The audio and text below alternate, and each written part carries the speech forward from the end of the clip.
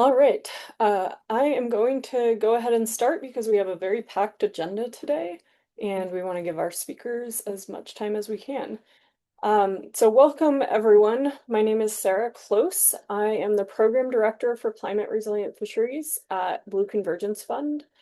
And I'm also joined on this webinar by my BCF colleagues, our Program Officer, Dom Kone, and our Director of Outreach and Engagement, Emily Knight.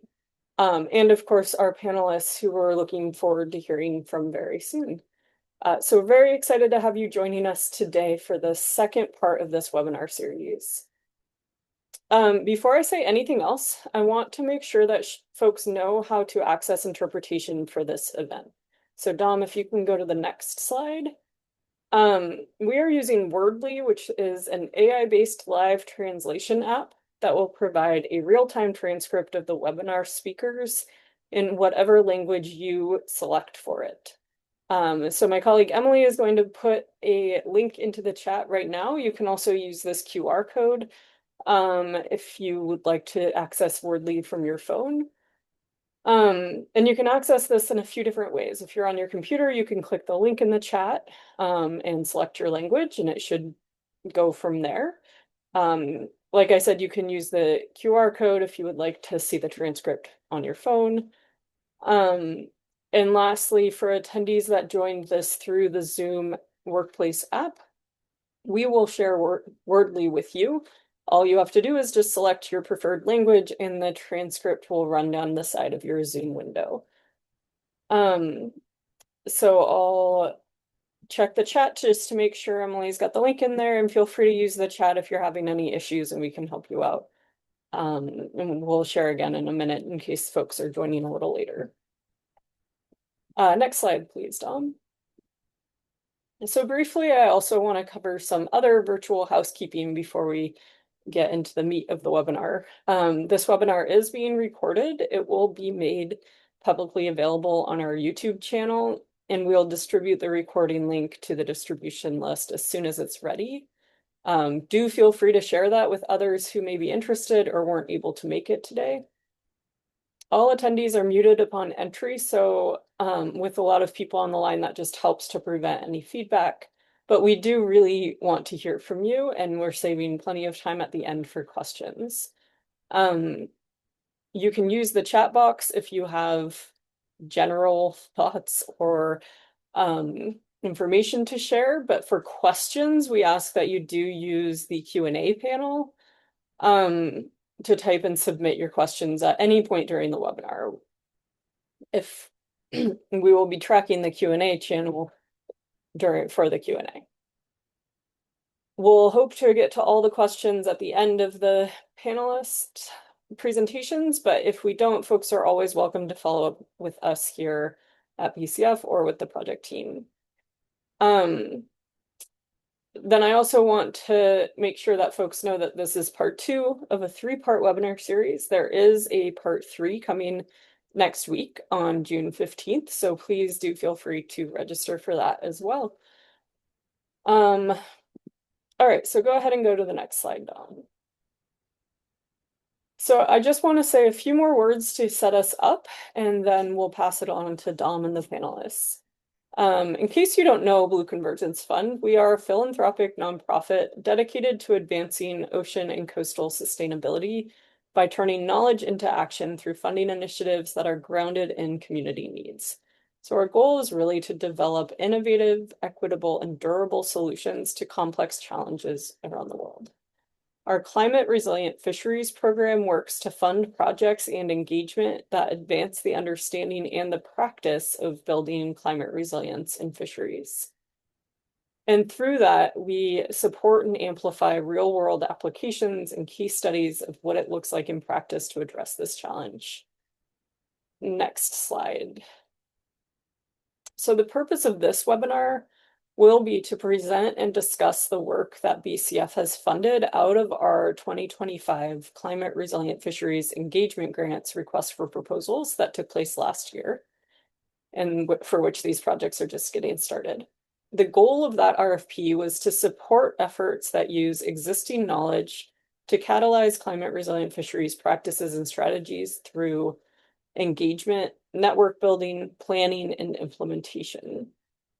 This RFP came out of a need that we heard expressed strongly and frequently for funding that could support bringing people together around the challenge of climate adaptation to do the engagement that is so necessary and yet often under-resourced. The 11 projects that funded in this cohort represent a range of approaches to the challenge of preparing fisheries and fishing communities around the world for climate change. So we're really excited to share more and to have the project teams here today to present their plans. You will hear from 4 of the project teams today. And like I said, we encourage you to register to watch the first webinar once it's up on YouTube if you haven't seen it already, and to register for part 3 of the webinar series, which is next Monday.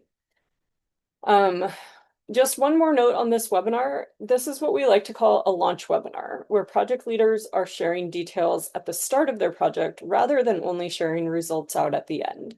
So the aim of this is really to increase awareness, engagement, and dialogue throughout the life of the project.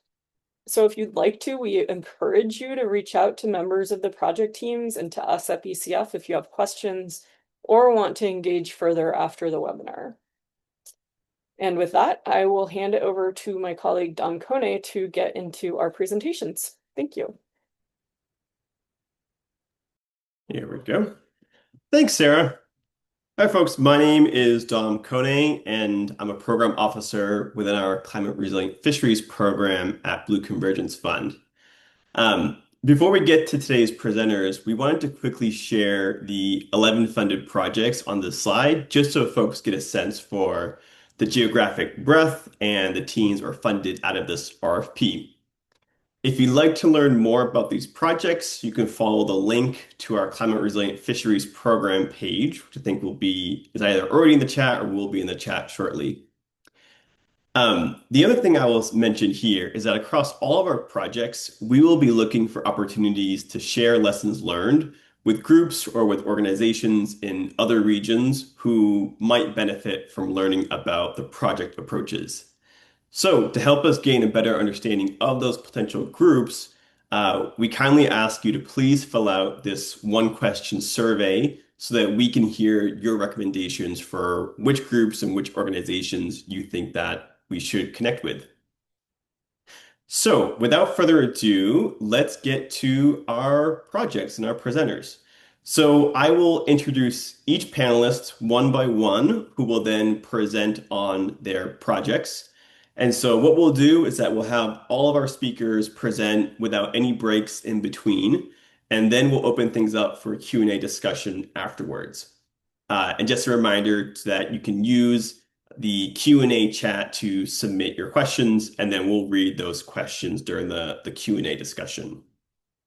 And then one last quick flag is that we will only be focusing on questions for the panelists about their projects for this webinar. But if you have questions about BCF or about the RFP, you can email BCF separately. So with that, I am happy to turn it over to our first presenter, who is Devin Archibald, who is with the Canadian Lobster Research Network, to talk about their project on the Atlantic coast of Canada. Over to you, Devin. Thank you, Dom. Hello, my name is Devin Archibald, and I'm the Science Director for the Canadian Lobster Research Network. Today, I'll provide an overview of our project called Establishing a Shared Vision for Canada's Atlantic Lobster Industry under Future Climate Change Scenarios. Next. First, I want to let you know a little bit about who we are. The Canadian Lobster Research Network is an industry-led lobster research platform. We provide science support for Canadian lobster fisheries through a network of collaborators. Our goal is to better equip fish harvesters and fishing communities with the information they need to adapt to climate change in a changing world. Next. The lobster fishery is the economic backbone of coastal communities throughout Atlantic Canada. It's the predominant inshore fishery throughout most of the region. Lobster fishery landings represent nearly half of the landed value all fisheries in Canada combined. So it's hugely economically important. It has an annual export value of over $2 billion Canadian, and it supports over 30,000 jobs. The fishery covers a very large area. Our Atlantic coast is split into over 40 lobster fishing areas that are shown on this map. As a result, the various fishing areas have different potential impacts and issues associated with climate change, largely because of where they fit within the species distribution. Our fisheries fall around the midpoint of the lobster's range through to the northern limit. Next. Climate change is already impacting lobster in the water, driving shifts in lobster habitat, recruitment patterns, growth, and productivity. And these changes are challenging historical norms and creating issues for both the harvesting and shoreside sectors. I have two plots on the screen that illustrate some of these changes. The left-hand plot shows the proportion of landings coming from the different administrative regions from 2012 to 2023. Pay attention to the top right. For over the last several years, the proportion of landings coming from the northern regions, Quebec and Newfoundland, is increasing, while at the same time, the proportion coming from the Maritimes region, traditionally the largest share of the catch, is decreasing. Productivity in the resource is shifting, challenging the industry in different ways depending on where you are. On the right is a plot of the Canada's lobster export volume by product type from 2000 to 2024. Again, pay attention to the right-hand side in the circled area the last few years, where you see the blue line, live lobster, and the red line, frozen or processed lobster, basically everything that's not exported live. We're seeing a different pattern there. We're seeing the live lobster decreasing and the proportion that's processed increasing. This is in part due to changes in the molting patterns of lobster landed in areas where it is traditionally a live market fishery, and a lot of that product is instead being processed as it wasn't suitable to ship. So we may be reaching a crossing point here, and if that trend's stick, that would be a big change for our industry. Next. So we here at the CLRN, we heard about these issues and challenges facing the industry.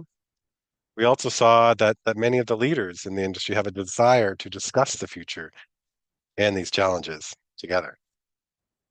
As a result, we proposed a future visioning and scenario planning project to the Blue Convergence Fund. We intend to use scenario planning, specifically foresighting, to assess how the fishery is or will be affected by climate change and develop practical actions that could be taken in the near term to achieve a successful lobster fishery in the future, for example, 20 years from now. Next. Our work at the CLRN is industry-led, so it's important to us that this project be overseen by an industry-led steering committee to ensure it remains led by and has relevant outcomes, and most importantly, for the lobster industry. Our steering committee is comprised of 9 industry stakeholders. They're fish harvesters or their representatives for most of the areas highlighted on this map, along with members that represent the Indigenous fishery and the shoreside sector. Next. The steering committee is working with the project team to co-develop the project. Our project team is comprised of Dustin Newell, our CLRN president, who is representing the steering committee on the project team, making sure that link is there. Junior Dowd, our executive director, and myself as project manager. We're joined by Katie Schleit from Oceans North, who brings an expertise in climate change impacts on fisheries. Rob Stevenson, a foresighting expert, will facilitate our future visiting exercises. And we have additional expertise available from Paul Foley, Catherine Mills, and Tony Charles. Next. We intend to combine 2 tools to complete our future visioning exercise over 2 workshops. First, the Climate Resilience Fisheries Planning Tool will provide our overarching framework for the project. This tool provides a set of 6 steps to take to identify ways to enhance resilience of fisheries to climate change. This will be combined with foresighting, future visioning technique that provides a structured process to explore alternative future states. With foresighting, different plausible futures and their consequences are explored, and then these future scenarios are then used to identify strategic actions that could be taken to achieve a preferred future. There's many futures that are possible. Some are more probable than others, and some are preferable. And foresighting uses a thought process and structured framework to examine those and identify strategies that could be taken to achieve the preferred future. Next slide. On the screen now is an overview of the 5 steps we intend to take using the combination of these 2 techniques. First, we'll define the scale and scope of the exercise, what fishing areas and range of drivers and uncertainties that will be included in the exercise and the workshops. Second, we will compile information about climate change impacts on lobster and its fisheries and the socioeconomic impacts that these may result in. Next, at the first workshop, we'll work with participants to imagine what the future could look like. Then we will evaluate and compare the scenarios. What are the preferred scenarios? And lastly, in the 5th step of the second workshop, we'll work with participants to identify actions that could be taken to enhance the probability of achieving those preferred futures. Next. Our anticipated outcomes include a better understanding, documentation of plausible future scenarios that identify state and shape of the lobster industry under various levels of climate change impact, an action plan that details the proactive climate resilient actions that could be taken to attain a preferred future for the industry, some tangible policy recommendations for our federal government, our regulator, to build climate resiliency in lobster fisheries management, and some public outreach materials outlining the future scenarios, climate change impacts, and action plans to facilitate uptake from all stakeholders. Next slide. Thanks for the opportunity. We appreciate the opportunity to share our project today, and I look forward to any questions during the question and answer. And you can reach me at my email address on the screen there if you have any questions or would like to discuss anything further. Thank you.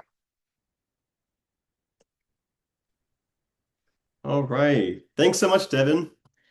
I am going to move us on to our next presenter, who is Alessa Flores Guzman, who is with Comunidad y Biodiversidad, to talk about her project in the Yucatan Peninsula in Mexico. Over to you, Alessa. Thanks, Dom. Well, hello, everyone. I'm going to present the project we are implementing in Mexico that is titled Climate Resilience Strategies for Sustainable Fisheries in the Yucatan Peninsula. Next. But first, I would like to share just a little bit about Comunidad y Biodiversidad COVID, the Mexican civil society organization where we work and we have 26 years experience with our mission to promote the conservation of marine biodiversity and establish sustainable fisheries through effective community participation. We work in different contexts in Mexico, and we recently are expanding our work to Latin America and the Caribbean.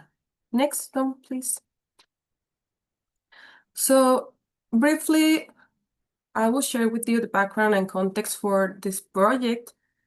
There has been a growing recognition, both from the government and the fishing communities in Mexico, of the need to strengthen the capacities of the fishing communities in order to increase their resilience and reduce their risks to climate change. So coastal communities are currently facing a range of changing scenarios, such as increasingly unpredictable weather patterns, which put the lives of the people who go out to fish at risk. Also, beach erosions, shifts in species distribution, among others. So during the implementation of a climate change related project we carry out at COVID the last 2 years, aim at understanding the potential distributional changes in octopus and snapper, which are the main fisheries in the zone where we are working this project. We found that there are different perspectives and levels of understanding what climate change is within the fishing communities. So this make it more challenging to work effectively with the fishing sector. And also, the state government in both regions have been really proactive, and we have built a strong collaboration with them over the past few years, as well as fishing communities with the government. So this makes a really good momentum to move forward and enable the alignment of efforts. Next. So we are going to implement our project. The region is the Yucatan Peninsula in Mexico, and we are implementing the project in Yucatan and the Campeche states.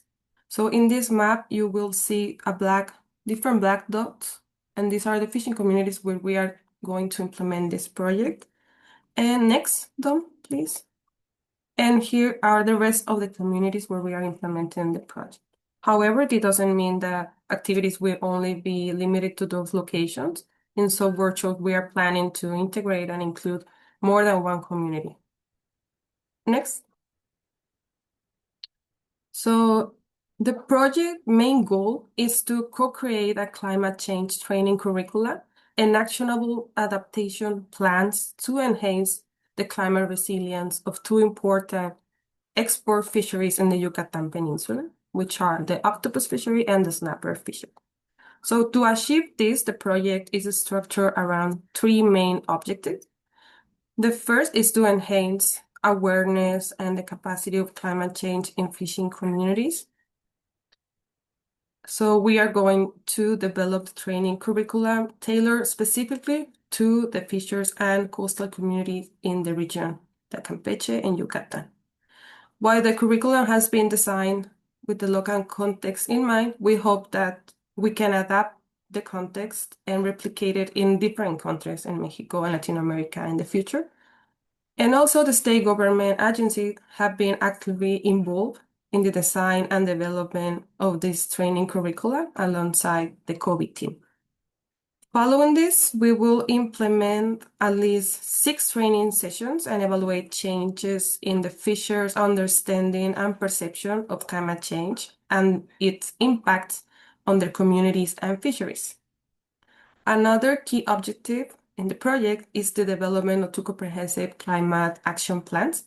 And this plan will be created through a participatory process that brings together all relevant stakeholders in both fisheries, including the academia, the seafood market, the government agencies, NGOs, and the fishing community, of course. So this goal is to generate collaborative review evidence that can support the adaptation strategy for fisheries facing climate change. And our last activity in this project is the community-led oceanographic monitoring network.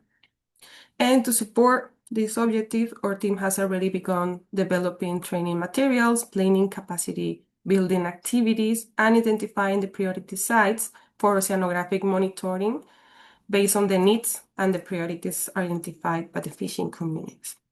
So together, all these efforts, combined with learning and change, inclusion, equity, and transparency, will help strengthen the climate resilience of fishing communities in the Yucatan and Campeche states. And communities we have access to improve tools and resources, including stronger understanding of climate change, the implementation of technologies such as oceanographic sensors, also expands collaboration networks developed through participatory workshops and climate resilience plans co-created with all stakeholders. So all this effort will enable fishers to have tools and knowledge to participate in decision-making spaces. Next.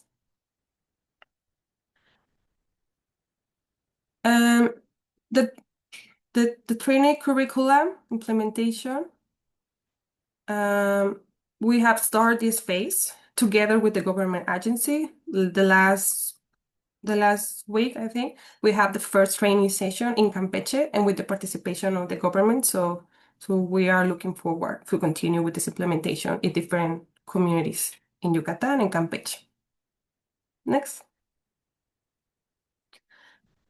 This is the project that we are implementing the project. This is the team, which is composed por Marco Polo Barajas, Gabriela Juan, and myself, Alessa Flores. We have more than 10 years of experience working together with fishing communities in different regions of Mexico and Latin America, but we are not implementing this project alone. Next. We are implementing this project together with different fishing cooperatives in Campeche and Yucatan, with the market also for both fisheries, but also the academia is being involved and the government in different state and the state and federal level. Next.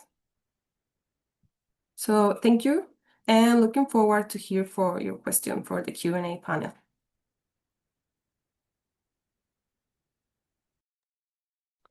Thank you, Alessa. Great presentation. All right. And then I'll move us right along to our next presenter, who is Lila Ise, who is with the Pacific States Marine Fisheries Commission to talk about their project on the U.S. West Coast. So over to you, Lila. Hi, thank you. So thanks. My name is Lila Ise, and my colleagues and I are going to look at fisheries port infrastructure needed to adapt to changing ocean and climate conditions. Next slide. So our project team members have long been involved in fisheries management in various ways along the U.S. West Coast. I worked for NOAA Fisheries for many years, and that's the federal agency responsible for federal fisheries regulations. Dr. Karen Braby works for Pacific States Marine Fisheries Commission, which provides fisheries data and scientific services, among other things, for fisheries management. Mike Conroy has fished commercially in several West Coast fisheries and currently serves on 2 advisory bodies of the Pacific Fishery Management Council. Kim Gordon has also worked in the field for many years, including with Duke University's Fisheries Leadership and Sustainability Forum. And Asia Shumilo serves as a member of the Pacific Fishery Management Council. Next slide. So the goal of our project is to assess the vulnerability and needs of commercial fisheries port infrastructure in a U.S. West Coast fishing community and develop a roadmap that explores strategies to bolster the port's resilience and adaptive capacity to support local and regional fisheries into the future. And central to our project is engaging the fishing industry, including processors, to learn about their needs, and engaging port managers and others in discussions around solutions. Next slide. So for those outside of the US, a quick note that the US system of regional fishery management councils brings together governments, the fishing industry, and other stakeholders to develop fisheries management measures. And off the West Coast, so off the coast of California, Oregon, and Washington, the Pacific Fishery Management Council has jurisdiction. And in 2019, the council launched a Climate and Communities initiative to explore risks to West Coast fisheries from changing ocean and climate conditions, and to identify steps they could take to prepare and bolster fisheries resilience. So they identified the 20 most significant driving forces of change that would affect West Coast fishing communities, as well as fish stocks and their availability over the next 2 decades. And 3 of those threats pertain to port infrastructure and future landings abilities. And so that's sea level rise, extreme weather, and species range shifts and productivity. And since port infrastructure falls outside the scope of fisheries management jurisdiction, we picked up these threads for our project to build off of and support their work with their initiative. Next slide. So the council held workshops to discuss scenarios that could play out between 2020 and 2040, considering species abundance and availability shown on the vertical axis here, and variability of climate and ocean conditions shown on the horizontal axis. And participants concluded that infrastructure should be a priority action to be pursued no matter which future plays out, and that the nature of that infrastructure would have to change to cope with more unpredictability for fishermen.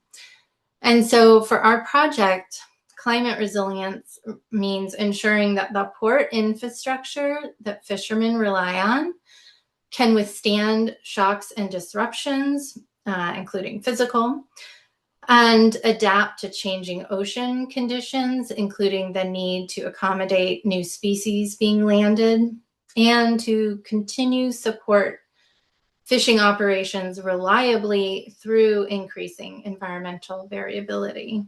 Next slide.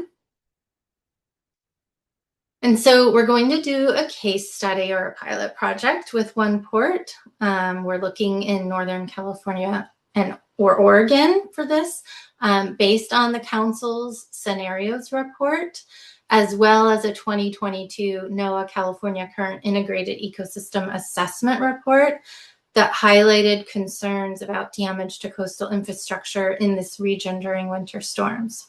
And so we'll engage fishermen to assess current infrastructure, as well as what they would need under the two scenarios with highly variable conditions and extreme events.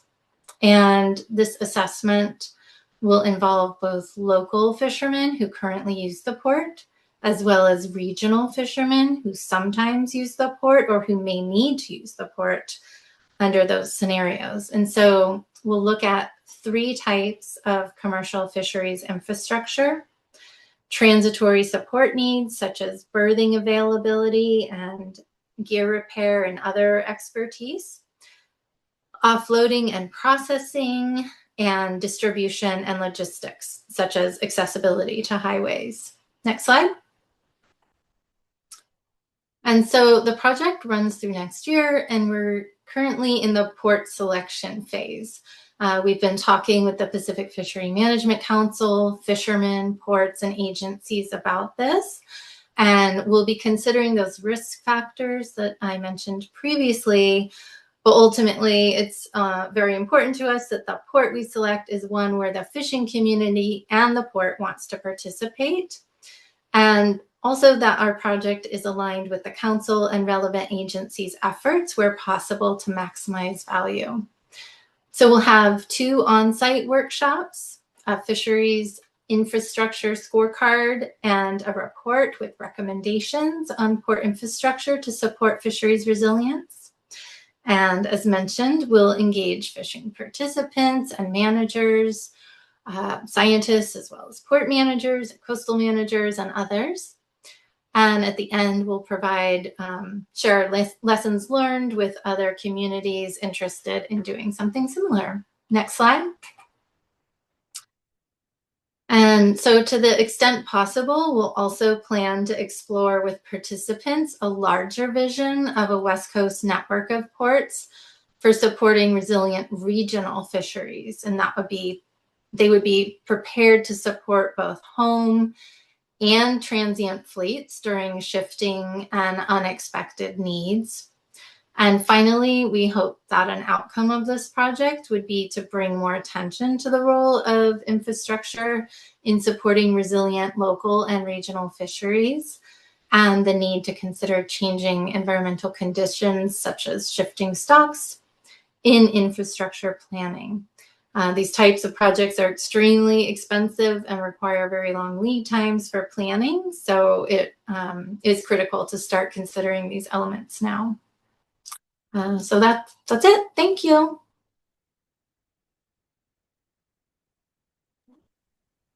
All right. Thank you so much, Lila.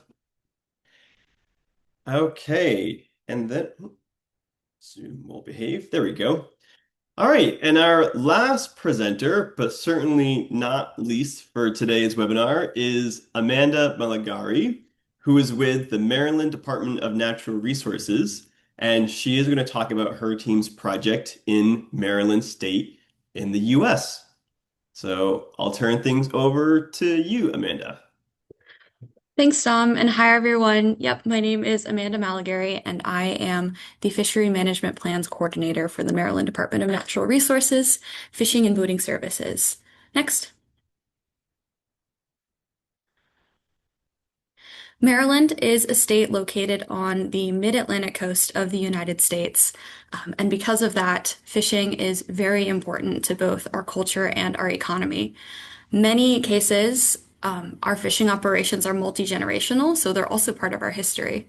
And across the state, our top three fisheries are blue crab, oyster, and striped bass.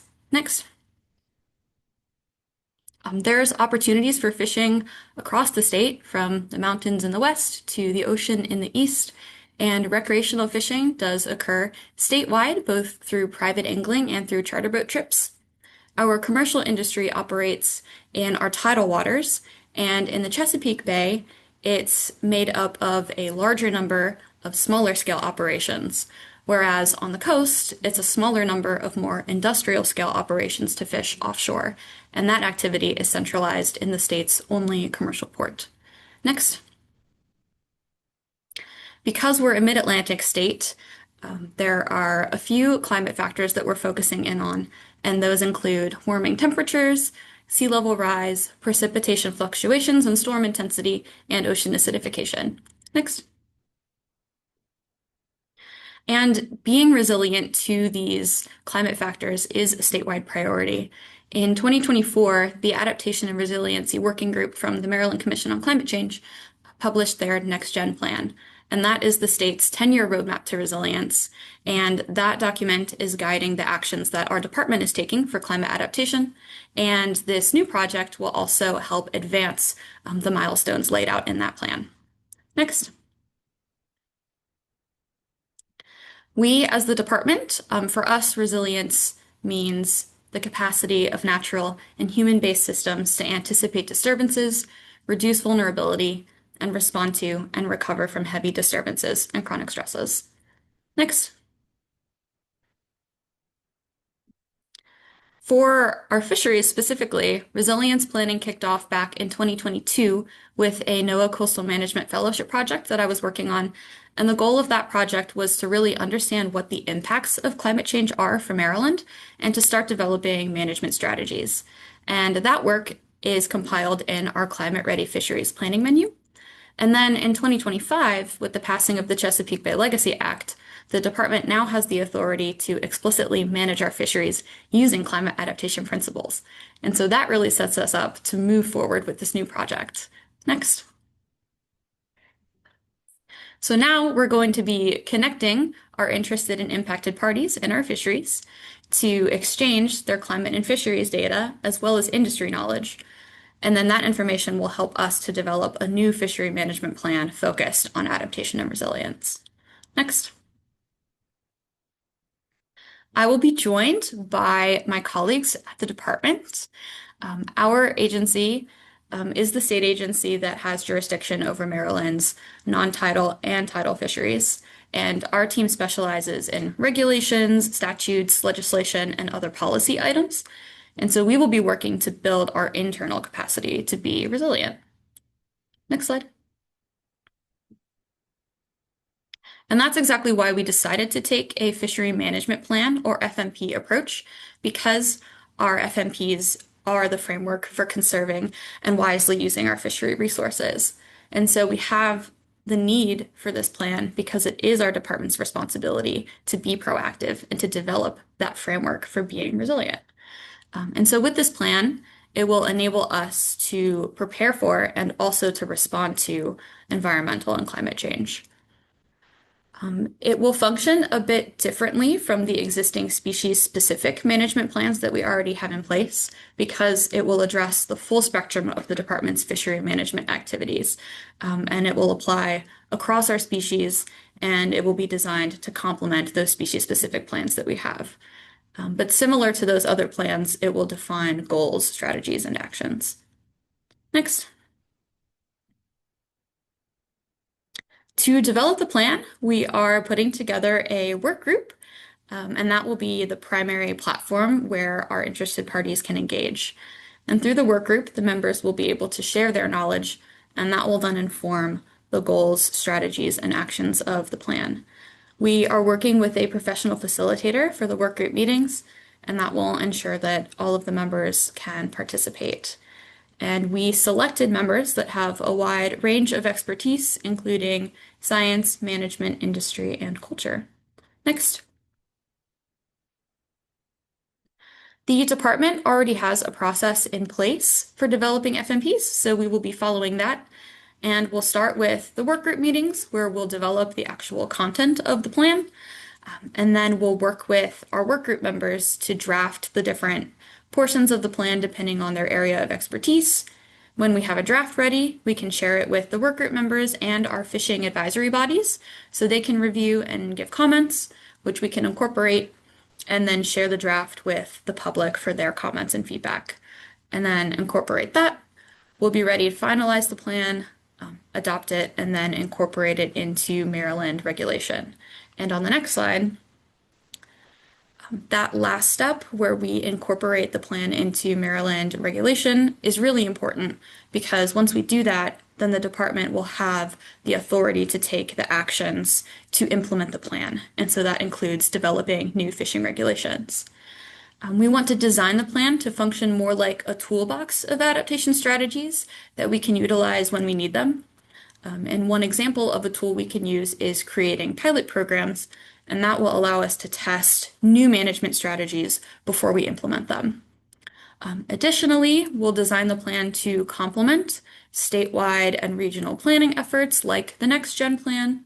And then through this engagement process, we'll facilitate knowledge sharing and collaboration amongst our interested and impacted parties. Next. We are both honored and excited to be part of this funding program and this cohort of projects. So if you have questions, please reach out to either myself or my colleague Tammy, and we will also be posting project updates on our website, which you can reach through the QR codes. So thank you for listening, and I look forward to the panel discussion.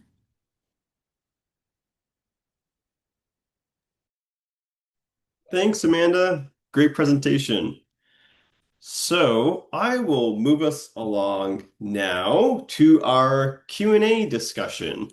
And so if we could have each of the panelists turn their cameras back on, we can jump into our Q&A discussion. And just a reminder for all of the webinar participants and audiences, feel free to keep posting your questions using the Q&A feature. But why don't I go ahead and stop sharing my screen so we can be in plenary for this discussion. Give me one moment here. All right. And folks may have noticed that we have a few more panelists as part of this Q&A discussion than we previously had presenters. We have invited some members of each of the presenters' project teams so they can participate in this Q&A discussion. So all the panelists, feel free to jump in at any point during this Q&A discussion. Before we get to the questions from the audiences, I wanted to kick things off with a moderator question, and have each of our speakers answer this for each of your projects. And that question is, can you give us a sense of, or expand more on how you think the work you're doing will help advance climate resilience, or even provide some potential examples that help connect the dots for folks on this webinar? And why don't we go in the same order that we had the presenters present today? So, Devin, do you want to kick us off? Sure, Dom. Thanks for the question. Climate resilience is built into our project through the methodology with the Climate Resilience Fisheries Planning Tool Framework. So we'll be exploring attributes of resilience of the fishery during the exercise through the materials we're going to compile and share with the participants. We'll be discovering what brings resilience to the fishery during the workshop, when we develop and compare the different future scenarios as well. But importantly, if I take a step back, I feel a really important contribution of this project will be just starting to build that shared and building upon that shared understanding of how climate change is and might soon impact the lobster industry. How that could look different depending on where you are in Atlantic Canada, and how it might all fit together at the scale of our Canadian fishery. So just building that shared knowledge about climate change impacts is a really important step towards resilience, understanding those issues. And then secondly, I just might add that an important contribution will be having our industry stakeholders gain experience with futures thinking and thinking about the long term. Our industry and its managers, for that matter, are so often dealing with today, and the issue of today and putting out fires and uh, dealing with the now. They don't have a lot of time to think down the road. So just giving our industry stakeholders and the participants in the workshops space and time to think ahead and see if there might be some strategic actions that might help enhance resilience and advance climate resilience will be a big contribution as well. Next, we'll go to Alessa.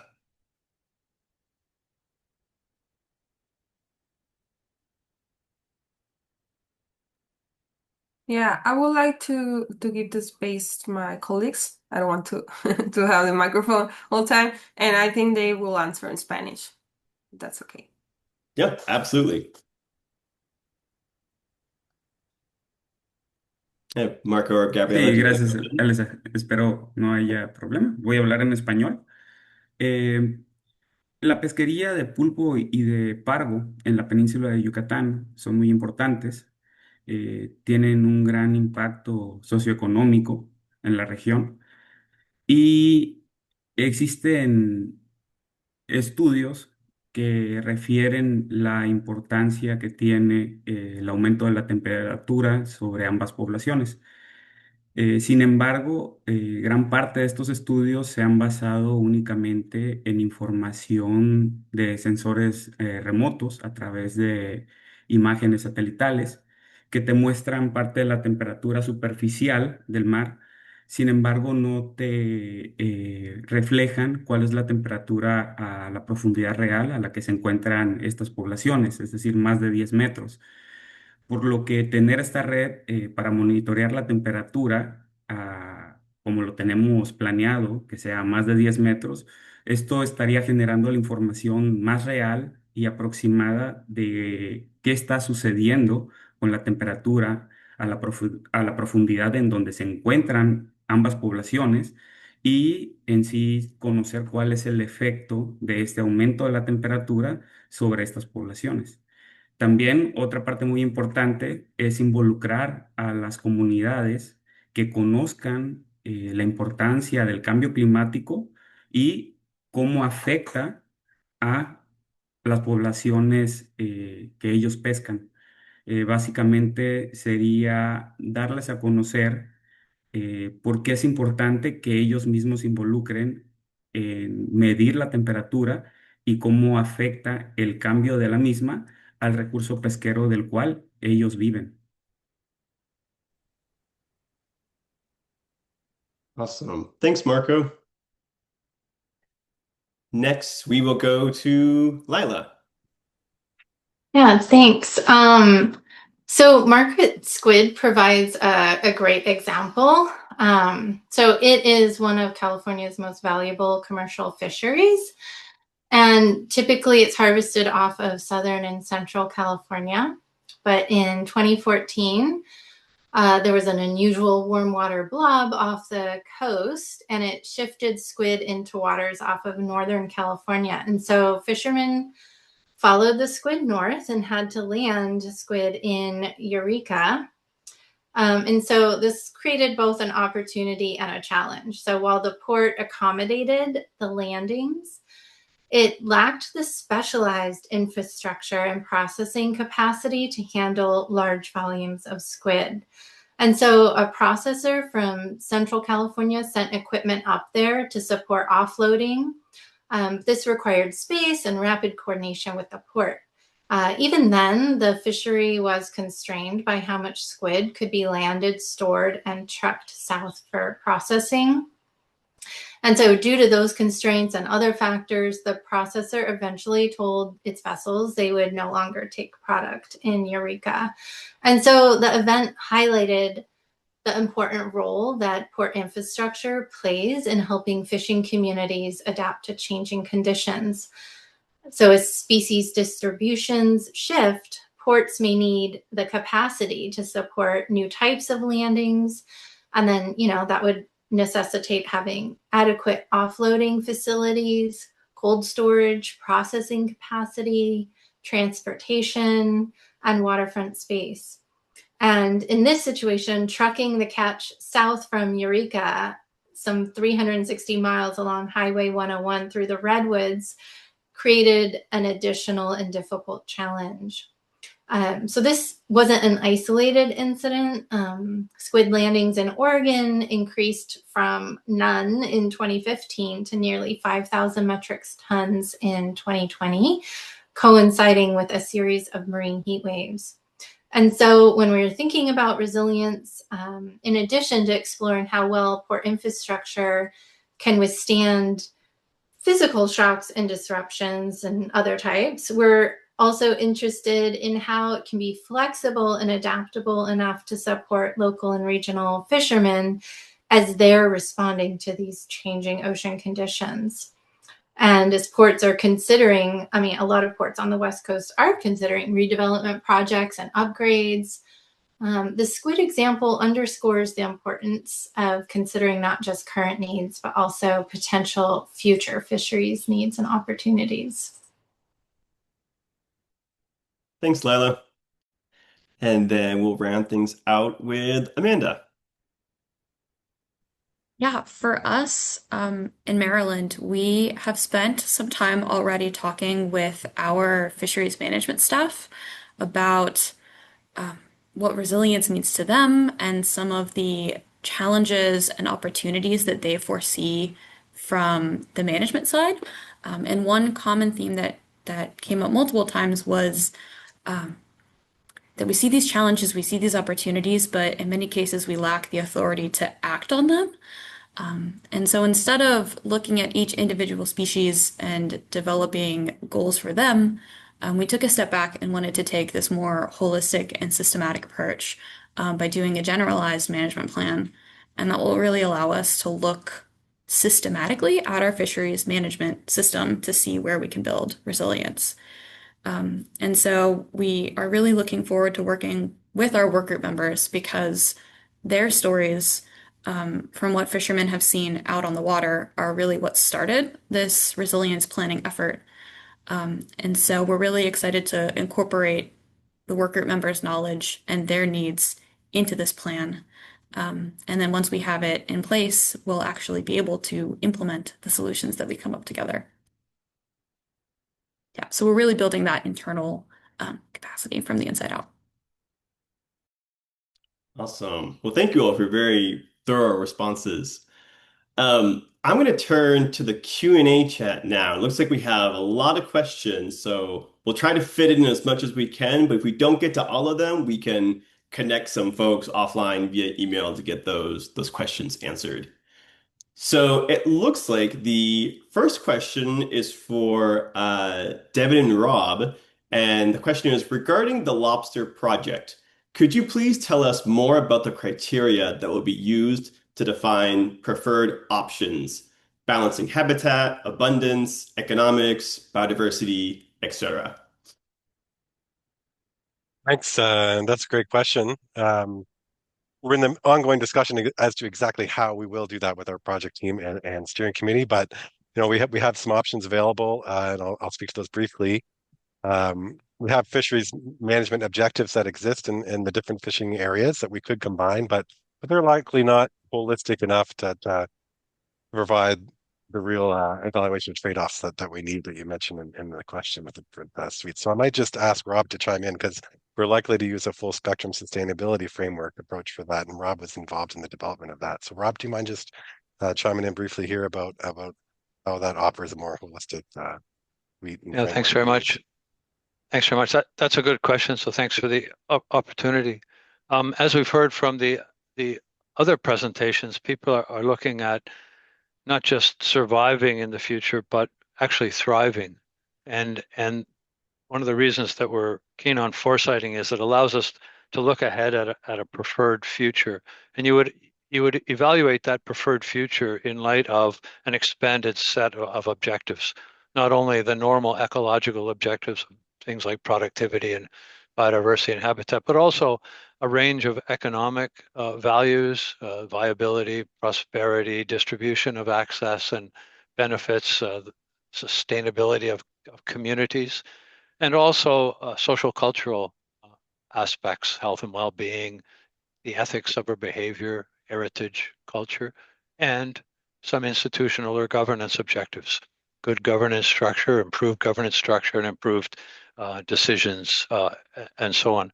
And so we've done some work in Canada on this full spectrum or four-pillar sustainability based on Canadian law and policy and international agreements, and this actually forms the basis of a proposed ecosystem-based management framework to evaluate all of our activities. So it's a case of looking ahead at what it would mean thriving rather than just surviving. What would be a preferred future? So I think we can do it. It's novel. It hasn't been done that comprehensively before, but we're going to include that here. And these elements will emerge from our workshop and from the steering committee, industry based. You know, it's not a trivial you can't top down what people want from their fisheries, but we'll have conversation about that and come up with at least some things. And it may be that need to be trade-offs. It will show the things will need to be traded off, but the scenarios that we will develop will be able to evaluate in terms of the pros and cons of those scenarios against that suite of objectives and values. I hope that helps. Awesome. Thank you. And then we might have time for one more question, potentially two. The next question is for Lila and Karin. Regarding the infrastructure project, does your effort and team include coastal engineers to help with resilient port infrastructure design options, including nature-based solutions to increase infrastructure resilience? And if not, this person's happy to chat afterwards. Well, I would love to chat with them, Francis. Yeah, so our group does not currently include an engineer, but what you're talking about is exactly what we would be wanting to explore in the second workshop, kind of once we know, once we're trying to explore some potential solutions. So yeah, would be happy to chat more. So maybe we have time to squeeze in one more question here. I'm going to pose this to Amanda and Tammy. Regarding the Maryland project, could you tell us a bit more about how this effort will differ from the normal FMP process? Yeah. Actually, this new process, while we have species-specific management plans, we have not yet taken this more holistic type, like cross-cutting approach to our management planning. So we'll really have the opportunity to think creatively about how to structure like our goals, to be more like overarching and try to set it up in such a way that it guides what the goals in the specific species management plans would be. Yeah, so it's kind of new, and we're going to figure it out as we go. But we do have this kind of general process laid out in place. It's more so just what the actual structure of the finished product will be is yet to be determined. Yeah, it's really exciting that you all have that opportunity. All right. Well, I'm going to wrap us up with the Q&A discussion. And like I said, if there are any questions we didn't get to, we will jot those down and then we can connect folks offline to get those questions answered. So let me quickly wrap things up before folks depart. So I wanted to thank each of our presenters today for giving great talks, and also to everyone who joined us and asked questions. A quick reminder that we will have one more part of this webinar series, the last one, which is part 3 on June 15th. So look out for that registration information on our socials, as well as on our distribution lists. And once all the webinar series have concluded, we will be putting the recordings on our YouTube channel where you can access them at any time.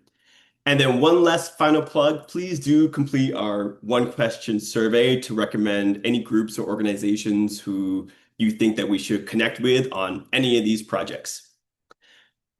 Other than that, thank you all for joining, and I hope you all have a good rest of your day. Have a good one.